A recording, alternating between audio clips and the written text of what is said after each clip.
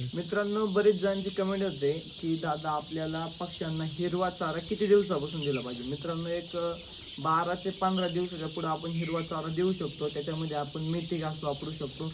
इतर भाजीपाला आपले कोबी झालं, फ्लावर झाले, त्याचे पान झाले ते पण वापरू शकतो. टोमॅटो वापरू शकतो. फक्त जे बुरशी लागलेला जो भाजीपाला आहे ना तो वापरायचा कमी करायचा. कारण की मित्रांनो, जर आपण लहानमध्ये वापरलं तर पक्ष्यांना टॉक्सिटी यायचे कारण असतं, आपली मॉर्टिलिटी पण वाढू शकते. त्यासाठी मित्रांनो, एक 10 ते 15 दिवसानंतर आपण हे मेथी घास वापरू शकतो. फ्लावर कोबी हे 3-4 प्रकारचे भाजीपाला वापरा. त्यानंतर एक 2-2.5 महिन्याचा पक्षी झाल्यानंतर तिथून पुढे ते वापरू शकता. आणि असेच व्हिडिओ पाहण्यासाठी आपल्या चॅनलला पण फॉलो करून घ्या. धन्यवाद.